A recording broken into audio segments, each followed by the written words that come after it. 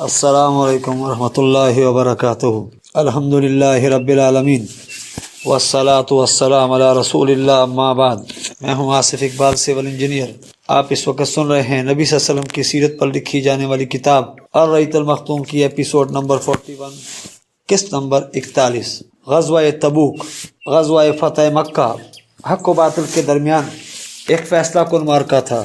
اس معرکے کے بعد اہل عرب کے نزدیک رسول اللہ صلی اللہ علیہ وسلم کی رسالت میں کوئی شک باقی نہیں رہ گیا تھا، اسی لیے حالات کی رفتار یکسر بدل گئی اور لوگ اللہ کے دین میں فوج در فوج داخل ہو گئے۔ اس کا کچھ اندازہ ان تفصیلات سے لگ سکے گا جنہیں ہم وفود کے باب میں پیش کریں گے، اور کچھ اندازہ اس تعداد سے بھی لگایا جا سکتا ہے جو حجۃ الوداع میں حاضر ہوئی تھی۔ بہرحال اب اندرونی مشکلات کا تقریباً خاتمہ ہو چکا تھا اور مسلمان شریعت الہی کی تعلیم عام کرنے اور اسلام کی دعوت پھیلانے کے لیے یکسو ہو گئے تھے۔ غزوہ کا سبب مگر اب ایک ایسی طاقت کا رخ مدینہ کی طرف ہو چکا تھا جو کسی وجہ جواز کے بغیر مسلمانوں سے چھیڑ چھاڑ کر رہی تھی۔ یہ طاقت رومیوں کی تھی جو اس وقت روئے زمین پر سب سے بڑی فوجی قوت کی حیثیت رکھتی تھی۔ پچھلے اوراق میں یہ بتایا جا چکا ہے کہ اس چھیڑ چھاڑ کی ابتدا شرجیل بن عمرو غسانی کے ہاتھوں رسول اللہ صلی اللہ علیہ وسلم کے سفیر حضرت حارث بن عمیر ازدی رضی اللہ تعالیٰ عنہ کے قتل سے ہوئی، جبکہ وہ رسول اللہ صلی اللہ علیہ وسلم کا پیغام لے کر بصرہ کے حکمران کے پاس تشریف لے گئے۔ یہ بھی بتایا جا چکا ہے کہ نبی کریم صلی اللہ علیہ وسلم نے اس کے بعد حضرت زید بن حارثہ رضی اللہ تعالیٰ عنہ کی سرکردگی میں ایک لشکر بھیجا تھا جس نے رومیوں سے سرزمین موتا میں خوفناک ٹکر لی، مگر یہ لشکر ان متکبر ظالموں سے انتقام لینے میں کامیاب نہ ہوا۔ البتہ اس نے دور و نزدیک کے عرب باشندوں پر نہایت بہترین اثرات چھوڑے۔ کیسر روم ان اثرات کو اور ان کے نتیجے میں عرب قبائل کے اندر روم سے آزادی اور مسلمانوں کی ہمنوائی کے لیے پیدا ہونے والی جذبات کو نظر انداز نہیں کر سکتا تھا۔ اس کے لیے یقیناً یہ ایک خطرہ تھا جو قدم با قدم اس کی سرحد کی طرف بڑھ رہا تھا، اور عرب سے ملی ہوئی سرحد شام کے لیے چیلنج بنتا جا رہا تھا۔ اس لیے کیسر نے سوچا کہ مسلمانوں کی قوت کو ایک عظیم اور ناقابل شکست خطرے کی صورت میں اختیار کرنے سے پہلے کچل دینا ضروری ہے، تاکہ روم سے متصل عرب علاقوں میں فتنے اور ہنگامے سر نہ اٹھا سکیں۔ ان مصلحتوں کے پیش نظر ابھی جنگ موتا پر 1 سال بھی نہ گزرا تھا کہ کیسر نے رومی باشندوں اور اپنے ماتحت عربوں یعنی آل غسان وغیرہ پر مشتمل فوج کی فراہمی شروع کر دی اور ایک خونریز اور فیصلہ کن معرکے کی تیاری میں لگ گیا۔ روم و غسان کی تیاریوں کی عام خبر ادھر مدینہ میں پے در پے خبریں پہنچ رہی تھیں کہ رومی مسلمانوں کے خلاف ایک فیصلہ کن معرکے کی تیاری کر رہے ہیں۔ اس کی وجہ سے مسلمانوں کی ہمت ہمہ وقت کھٹکا لگا رہتا تھا اور ان کے کان کسی بھی غیر مانوس آواز کو سن کر فوراً کھڑے ہو جاتے تھے۔ وہ سمجھتے تھے کہ رومیوں کا ریلا آ گیا۔ اس کا اندازہ اس واقعے سے ہوتا ہے کہ اسی 9 ہجری میں نبی کریم صلی اللہ علیہ وسلم نے اپنی ازواج مطہرات سے ناراض ہو کر 1 مہینہ کے لیے اعلان کر لیا تھا اور انہیں چھوڑ کر ایک بالا خانے میں علیحدہ ہو گئے تھے۔ صحابہ کرام رضی اللہ تعالیٰ عنہ کو ابتداء حقیقت حال معلوم نہ ہو سکی تھی۔ انہوں نے سمجھا کہ نبی کریم صلی اللہ علیہ وسلم نے طلاق دے دی ہے، اور اس کی وجہ سے صحابہ کرام رضی اللہ تعالیٰ عنہ میں شدید رنج و غم پھیل گیا تھا۔ حضرت عمر بن خطاب رضی اللہ تعالیٰ عنہ اس واقعہ کو بیان کرتے ہوئے کہتے ہیں کہ میرا ایک انصاری ساتھی تھا، جب میں خدمت نبی صلی اللہ علیہ وسلم میں موجود نہ رہتا تو وہ میرے پاس خبر لاتا، اور جب وہ موجود نہ ہوتا تو میں اس کے پاس خبر لے جاتا۔ یہ دونوں ہی اوالی مدینہ میں رہتے تھے، ایک دوسرے کے پڑوسی تھے اور باری باری خدمت نبی میں حاضر ہوتے تھے۔ اس زمانہ میں ہمیں شاہ غسان کا خطرہ لگا ہوا تھا۔ ہمیں بتایا گیا تھا کہ وہ ہم پر یورش کرنا چاہتا ہے، اور اس کے ڈر سے ہمارے سینے بھرے ہوئے تھے۔ ایک روز اچانک میرا انصاری ساتھی دروازہ پیٹنے لگا اور کہنے لگا، کھولو کھولو۔ میں نے کہا، کیا غسانی آ گئے؟ اس نے کہا، نہیں، بلکہ اس سے بھی بڑی بات ہو گئی، رسول اللہ صلی اللہ علیہ وسلم اپنی بیویوں سے علیحدہ ہو گئے ہیں۔ ایک دوسری روایت میں یوں ہے کہ حضرت عمر رضی اللہ تعالیٰ نے کہا، ہم میں چرچا تھا کہ آل غسان ہم پر چڑھائی کرنے کے لیے گھوڑے کو نال لگوا رہے ہیں۔ ایک روز میرا ساتھی اپنی باری پر گیا اور عشاء کے وقت واپس آ کر میرا دروازہ بڑے زور سے پیٹا اور کہا، کیا وہ عمر سویا ہوا ہے؟ میں گھبرا کر باہر آیا۔ اس نے کہا کہ بڑا حادثہ ہو گیا ہے۔ میں نے کہا، کیا ہوا؟ کیا غسانی آ گئے؟ اس نے کہا، نہیں، بلکہ اس سے بھی بڑا اور لمبا حادثہ۔ رسول اللہ صلی اللہ علیہ وسلم نے اپنی بیویوں کو طلاق دے دی ہے۔ اس سے اس صورتحال کی سنگینی کا اندازہ لگایا جا سکتا ہے جو اس وقت رومیوں کی جانب سے مسلمانوں کو درپیش تھی۔ اس میں مزید اضافہ منافقین کی ان ریشہ دورانیوں سے ہوا جو انہوں نے رومیوں کی تیاری کی خبریں مدینے پہنچنے کے بعد شروع کی۔ چنانچہ اس کے باوجود کہ یہ منافقین دیکھ چکے تھے کہ رسول اللہ صلی اللہ علیہ وسلم ہر میدان میں کامیاب ہیں اور روئے زمین میں کسی طاقت سے نہیں ڈرتے، بلکہ جو رکاوٹیں آپ صلی اللہ علیہ وسلم کی راہ میں حائل ہوتی ہیں وہ پاش پاش ہو جاتی ہیں، اس کے باوجود ان منافقین نے یہ امید باندھ لی کہ مسلمانوں کے خلاف انہوں نے اپنے سینہ میں جو دیرینہ آرزو چھپا رکھی ہے اور جس گردش دوران کا وہ عرصہ سے انتظار کر رہے ہیں، اب اس کی تکمیل کا وقت قریب آ گیا ہے۔ اپنی اسی تصویر کی بنا پر انہوں نے ایک مسجد کی شکل میں جو مسجد ضرار کے نام سے مشہور ہوئی دسیسہ کاری اور سازش کا ایک بھٹ تیار کیا، جس کی بنیاد اہل ایمان کے درمیان تفرقہ اندازی اور اللہ اور اس کے رسول کے ساتھ کفر اور ان سے لڑنے والوں کے لیے گھات کی جگہ فراہم کرنے کی ناپاک مقصد پر رکھی، اور رسول اللہ صلی اللہ علیہ وسلم سے گزارش کی کہ آپ صلی اللہ علیہ وسلم اس میں نماز پڑھا دیں۔ اس سے منافقین کا مقصد یہ تھا کہ وہ اہل ایمان کو فریب میں رکھیں اور انہیں پتہ نہ لگنے دیں کہ اس مسجد میں ان کے خلاف سازش اور دسیہ کاری کی کارروائیاں انجام دی جا رہی ہیں اور مسلمان اس مسجد میں آنے جانے والوں پر نظر نہ رکھیں۔ اس طرح یہ مسجد منافقین اور ان کے بیرونی دوستوں کے لیے ایک پرامن گھونسلے اور بھٹکا کام دے، لیکن رسول اللہ صلی اللہ علیہ وسلم نے اس مسجد میں نماز کی ادائیگی کو جنگ سے واپسی تک کے لیے مؤخر کر دیا، کیونکہ آپ صلی اللہ علیہ وسلم تیاری میں مشغول تھے۔ اس طرح منافقین اپنے مقصد میں کامیاب نہ ہو سکے اور اللہ نے ان کا پردہ واپسی سے پہلے ہی چاک کر دیا۔ چنانچہ آپ نے غزوے سے واپس آ کر اس مسجد میں نماز پڑھنے کے بجائے اسے منہدم کرا دیا۔ روم و غسان کی تیاریوں کی خاص خبریں، ان حالات اور خبروں کا مسلمان سامنا کر ہی رہے تھے کہ انہیں اچانک ملک شام سے تیل لے کر آنے والے نبتیوں سے معلوم ہوا کہ ہرکل نے 40,000 سپاہیوں کا ایک لشکر جرار تیار کیا ہے اور روم کے ایک عظیم کمانڈر کو اس کی کمان سونپی ہے۔ اپنے جھنڈے تلے عیسائی قبائل لخم و جذام وغیرہ کو بھی جمع کر لیا ہے اور ان کا ہر اول دستہ بلکہ پہنچ چکا ہے۔ اس طرح ایک بڑا خطرہ مجسم ہو کر مسلمانوں کے سامنے آ گیا۔ حالات کی نزاکت میں اضافہ، پھر جس بات سے صورتحال کی نزاکت میں مزید اضافہ ہو رہا تھا وہ یہ تھی کہ زمانہ سخت گرمی کا تھا، لوگ تنگی اور قحط سالی کی آزمائش سے دوچار تھے، سواریاں کم تھیں، پھل پک چکے تھے، اس لیے لوگ پھل اور سائے میں رہنا چاہتے تھے، وہ فی الفور روانگی نہ چاہتے تھے۔ ان سب پر مستضاد مسافت کی دوری اور راستے کی پیچیدگی اور دشواری تھی۔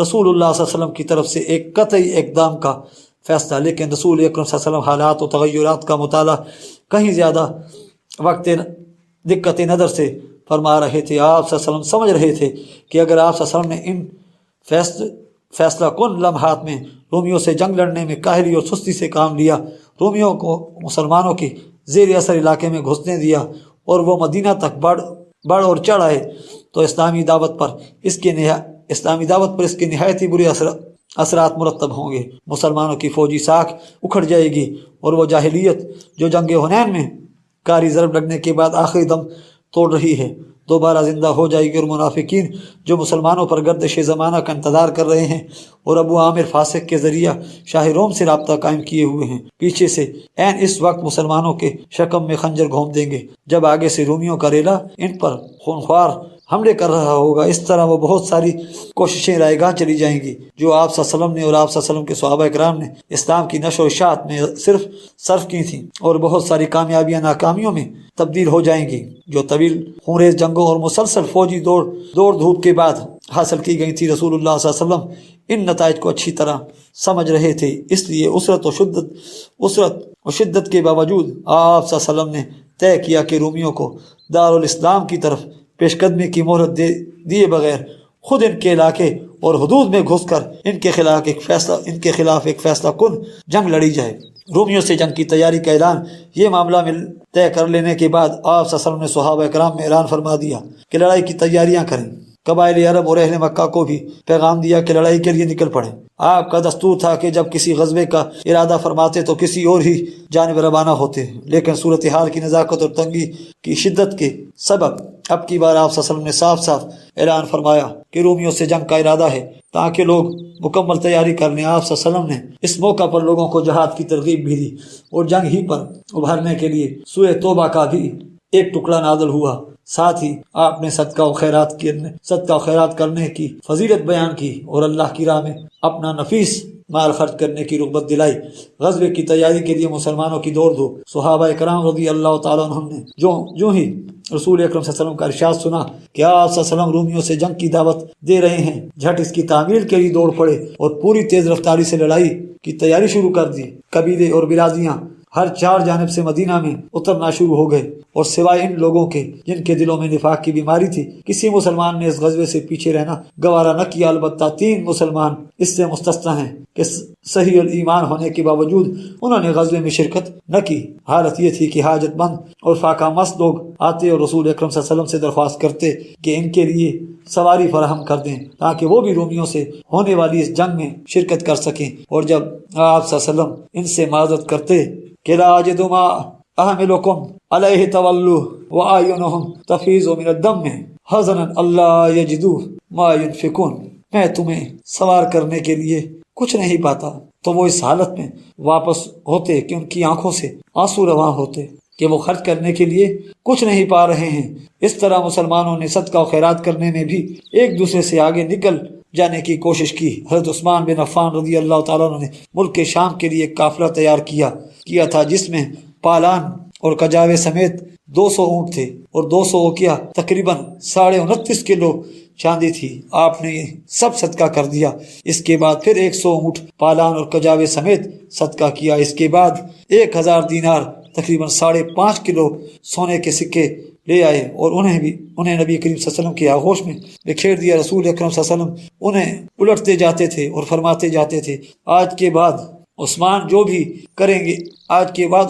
بھی کریں انہیں ضرر نہ ہوگا۔ اس کے بعد حضرت عثمان رضی اللہ تعالیٰ نے پھر صدقہ کیا اور صدقہ کیا، یہاں تک کہ ان کے صدقے کی مقدار نقدی کے علاوہ 900 اونٹ اور 100 گھوڑے تک جا پہنچی۔ ادھر حضرت عبد الرحمن بن عوف رضی اللہ تعالیٰ عنہ نے 200 اوقیہ تقریباً 29.5 کلو چاندی لے آئے۔ حضرت ابوبکر صدیق رضی اللہ تعالیٰ نے اپنا سارا مال حاضر خدمت کر دیا اور بال بچوں کے لیے اللہ اور اس کے رسول کے سوا کچھ نہ چھوڑا۔ ان کے صدقے کی مقدار 4000 درہم تھی اور سب سے پہلے یہی اپنا صدقہ لے کر تشریف لائے تھے۔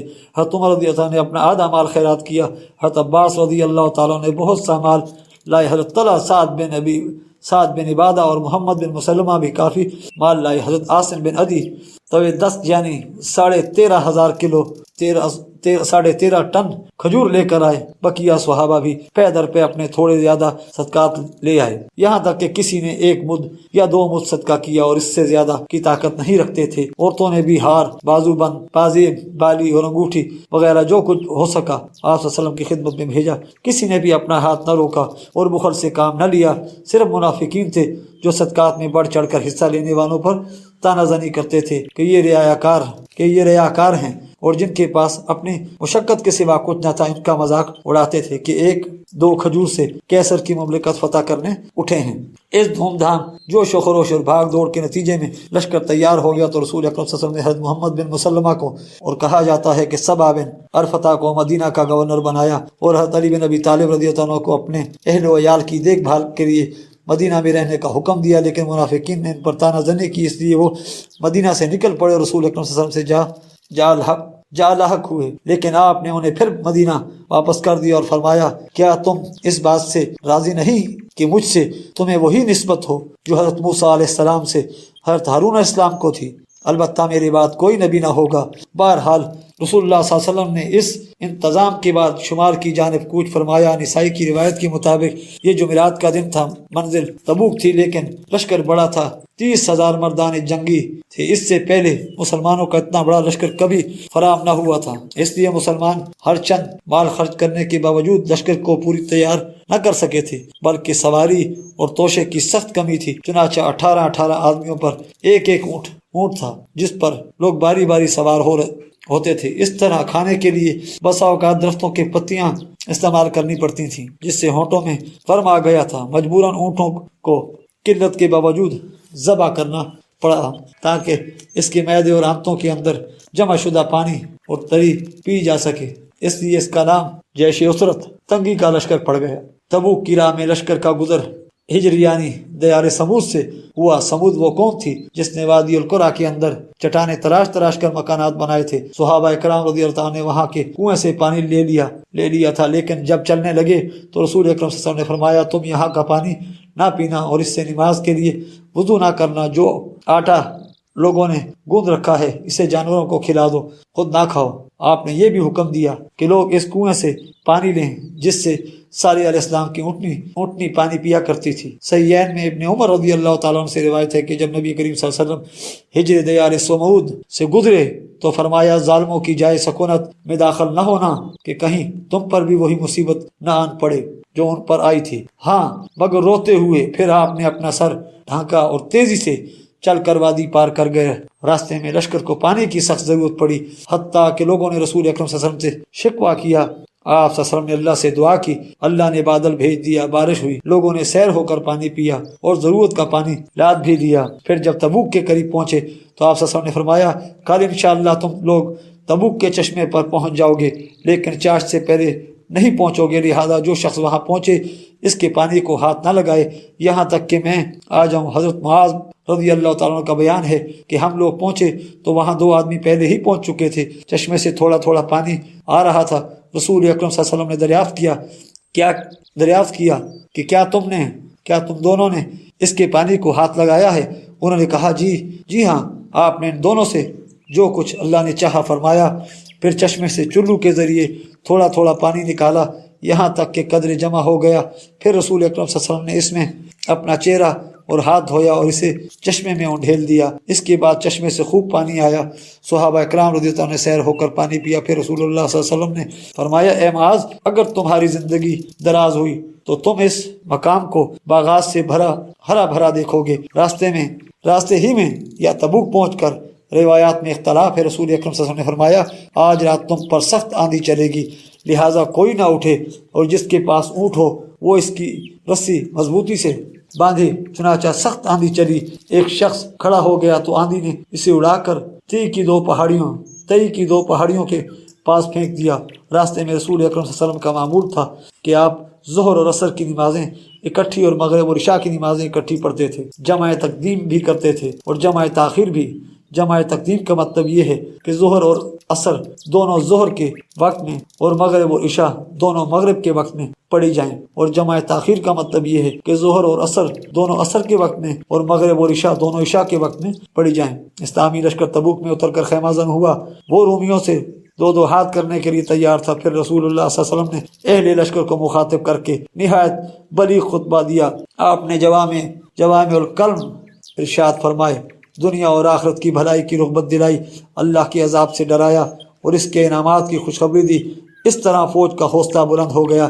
ان میں توشے ضروریات اور سامان کی کمی کے سبب جو نقص اور خلل تھا وہ اس کا بھی ازالہ ہو گیا۔ دوسری طرف رومیوں اور ان کے حلیفوں کا یہ حال ہوا کہ رسول اللہ صلی اللہ علیہ وسلم کی آمد کی خبر سن کر ان کے اندر خوف کی لہر دوڑ گئی، انہیں آگے بڑھنے اور ٹکر لینے کی ہمت نہ ہوئی اور وہ اندرون ملک مختلف شہروں میں بکھر گئے۔ ان کے اس طرز عمل کا اثر جزیرہ عرب کے اندرون اور باہر مسلمانوں کی فوجی ساکھ پر بہت عمدہ مرتب ہوا، اور مسلمانوں نے ایسے سیاسی فوائد حاصل کیے کہ جنگ کی صورت میں اس کا حاصل کرنا آسان نہ ہوتا۔ تفسیر یہ ہے، عائلہ کے حاکم یحییٰ بن روبہ نے آپ صلی اللہ علیہ وسلم کی خدمت میں حاضر ہو کر جزیہ کی ادائیگی منظور کی اور صلح کا معاہدہ کیا۔ جزیہ اور ازرہ کے باشندوں نے بھی خدمت نبی صلی اللہ علیہ وسلم میں حاضر ہو کر جزیہ دینا منظور کیا۔ رسول اکرم صلی اللہ علیہ وسلم نے اس کے لیے ایک تحریر لکھ دی جو ان کے پاس محفوظ تھی۔ آپ نے حاکم عائلہ کو بھی ایک تحریر لکھ کر دی جو یہ تھی، بسم اللہ الرحمن الرحیم، یہ پروانہ امن ہے اللہ کی جانب سے اور نبی محمد صلی اللہ علیہ وسلم کی جانب سے یحییٰ بن روبہ اور باشندگان عائلہ کے لیے، خشکی اور سمندر میں ان کی کشتیوں اور قافلوں کے لیے اللہ کا ذمہ ہے اور محمد نبی کریم صلی اللہ علیہ وسلم کا ذمہ ہے، اور یہی ذمہ ان شامی اور سمندری باشندوں کے لیے ہے جو یحییٰ کے ساتھ ہوں۔ ہاں اگر ان کا کوئی آدمی کوئی گڑبڑ کرے گا تو اس کا مال اس کی جان کے آگے روک نہ بن سکے گا، اور جو آدمی اس کا مال لے لے گا اس کے لیے وہ حلال ہوگا۔ انہیں کسی چشمے پر اترنے اور خشکی یا سمندر کے کسی راستے پر چلنے سے منع نہیں کیا جا سکتا۔ اس کے علاوہ رسول اللہ صلی اللہ علیہ وسلم نے حضرت خالد بن ولید رضی اللہ تعالیٰ عنہ کو 420 سواروں کا رسالہ دے کر دومت الجندل کے حاکم وقید کے پاس بھیجا اور فرمایا تم اسے نیل گائے کا شکار کرتے ہوئے پاؤ گے۔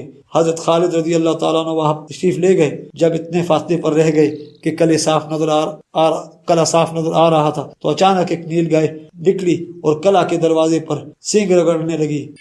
وقیدر اس کے شکار کو نکلا۔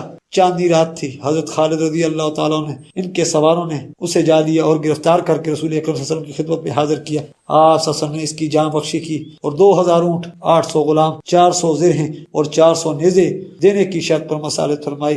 اس نے جزیہ بھی دینے کا اقرار کیا۔ چنانچہ آپ صلی اللہ علیہ وسلم نے اس سے یہنا سمیت دوما، تبوک، ایلا اور تہما کے شرائط کے مطابق معاملہ طے کیا۔ ان حالات کو دیکھ کر وہ قبائل جو اب تک رومیوں کے اعلی کار بنے ہوئے تھے سمجھ گئے اب اپنے ان پرانے سرپرستوں پر اعتماد کرنے کا وقت ختم ہو چکا ہے، اس لیے وہ بھی مسلمانوں کی حمایتی بن گئے۔ اس طرح اسلامی حکومت کی سرحدیں وسیع ہو کر براہ راست رومی سرحد سے جا ملی اور رومیوں کے اعلی کاروں کا بڑی حد تک خاتمہ ہو گیا۔ اسلامی لشکر تبوک سے مظفر و منصور واپس آیا، کوئی ٹکر نہ ہوئی۔ اللہ جنگ کے معاملے میں مومنین کے لیے کافی ہوا، البتہ راستے میں ایک جگہ ایک گھاٹی کے پاس 12 منافقین نے نبی کریم صلی اللہ علیہ وسلم کو قتل کرنے کی کوشش کی۔ اس وقت آپ صلی اللہ علیہ وسلم اس گھاٹی سے گزر رہے تھے اور آپ صلی اللہ علیہ وسلم کے ساتھ صرف حضرت عمار رضی اللہ تعالیٰ عنہ تھے جو اونٹنی کی نکیل تھامے ہوئے تھے، اور حضرت حذیفہ بن یمان تھے، اور آپ صلی اللہ علیہ وسلم کے ساتھ صرف حذیفہ بن یمان تھے جو اونٹنی ہانک رہے تھے۔ باقی صحابہ اکرام دور وادی کے نشیب سے گزر رہے تھے، اس لیے منافقین نے اس موقع کو اپنے ناپاک مقصد کے لیے غنیمت سمجھا اور آپ صلی اللہ علیہ وسلم کی طرف قدم بڑھایا۔ ادھر آپ صلی اللہ علیہ وسلم اور آپ صلی اللہ علیہ وسلم کے دونوں ساتھی حسب معمول راستہ طے کر رہے تھے کہ پیچھے سے ان منافقین کے قدموں کی چاپیں سنائی دیں۔ یہ سب چہروں پر ڈھاٹھا باندھے ہوئے تھے اور اب آپ پر تقریباً چڑھ ہی آئے تھے کہ آپ نے حضرت حذیفہ کو ان کی جانب بھیجا۔ انہوں نے ان کی سواریوں کے چہروں پر اپنی ایک ڈھال سے ضرب لگانی شروع کی، جس سے اللہ تعالیٰ نے انہیں مرعوب کر دیا اور وہ تیزی سے بھاگ کر لوگوں میں جا ملے۔ اس کے بعد رسول اکرم صلی اللہ علیہ وسلم نے ان کے نام بتائے اور ان کے ارادے سے باخبر کیا، اس لیے حضرت حذیفہ کو رسول اللہ صلی اللہ علیہ وسلم کا رازداں کہا جاتا ہے۔ اسی موقع سے متعلق اللہ کا یہ ارشاد نازل ہوا کہ وَهَمُّ بِمَا لَمْ يَنَالُوا، انہوں نے اس کام کا قصد کیا جسے وہ نہ پا سکے۔ خاتمہ سفر جب دور سے نبی کریم صلی اللہ علیہ وسلم کو مدینہ کے نقوش دکھائی پڑے تو آپ صلی اللہ علیہ وسلم نے فرمایا، یہ رہا طابہ اور یہ رہا احد، یہ وہ پہاڑ ہے جو ہم سے محبت کرتا ہے اور جس سے ہم محبت کرتے ہیں۔ ادھر مدینہ میں آپ صلی اللہ علیہ وسلم کی آمد کی خبر پہنچی تو عورتیں، بچے اور بچیاں باہر نکل پڑیں اور زبردست اعزاز کے ساتھ لشکر اسلام کا استقبال ہوا۔ طلح البدر علینا من سنیات الوداع وجب الشکر علینا ما دا اللہ ہدائے، ہم پر سنیتا الوداع سے 14ویں کا چاند طلوع ہوا۔ جب تک پکارنے والا اللہ کو پکارے ہم پر شکر واجب ہے۔ رسول اللہ صلی اللہ علیہ وسلم تبوک کے لیے رجب میں روانہ ہوئے تھے اور واپس آئے تو رمضان کا مہینہ تھا۔ اس سفر میں پورے 50 روز صرف ہوئے، 20 دن تبوک میں اور 30 دن آمد و رفت میں۔ یہ آپ کی حیات مبارکہ کا آخری غزوہ تھا جس میں آپ صلی اللہ علیہ وسلم نے بنفس نفیس شرکت فرمائی۔ یہ غزوہ اپنے مخصوص حالات کے لحاظ سے اللہ تعالیٰ کی طرف سے ایک سخت آزمائش بھی تھی جس سے اہل ایمان اور دوسرے لوگوں میں تمیز ہو گئی، اور اس قسم کے موقع پر اللہ تعالیٰ کا دستور بھی یہی ارشاد ہے، ما کان اللہ لیذر المؤمنین علی ما انتم علیہ حتی یمیز الخبیث من الطیب۔ اللہ مومنین کو اسی حالت پر چھوڑ نہیں سکتا جس پر تم لوگ ہو، یہاں تک کہ خبیث کو پاکیزہ سے علیحدہ کر دے۔ چنانچہ اس غزوے میں سارے کے سارے مومنین صادقین نے شرکت کی اور اس سے غیر حاضری نفاق کی علامت قرار پائی۔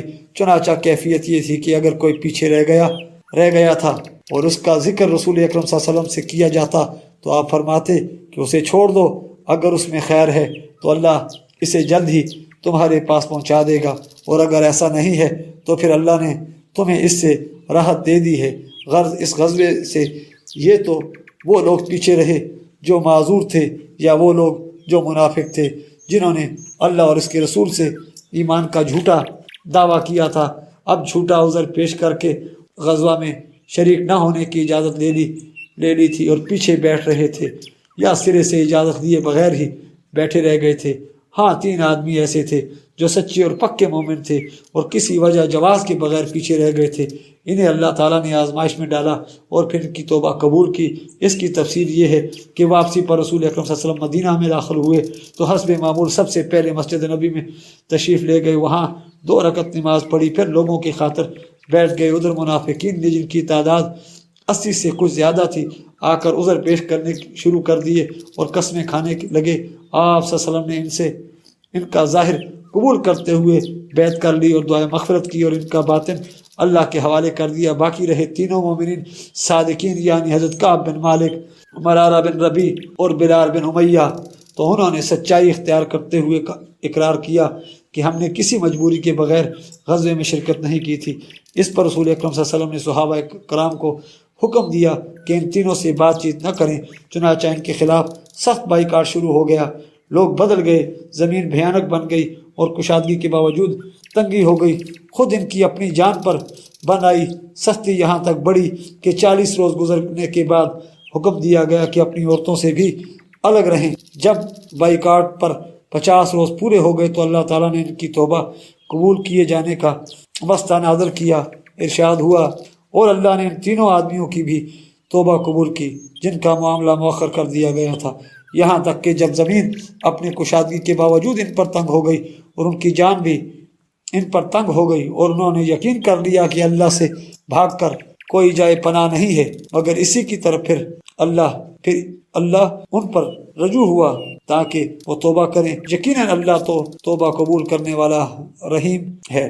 اس فیصلے کے نزول پر مسلمان عموماً اور تینوں صحابہ کرام خصوصاً بے حد و حساب خوش ہوئے۔ لوگوں نے دوڑ کر بشارت دی، خوشی سے چہرے کھل اٹھے اور انعامات اور صدقے دیے۔ در حقیقت یہ ان کی زندگی کا سب سے باسعادت دن تھا۔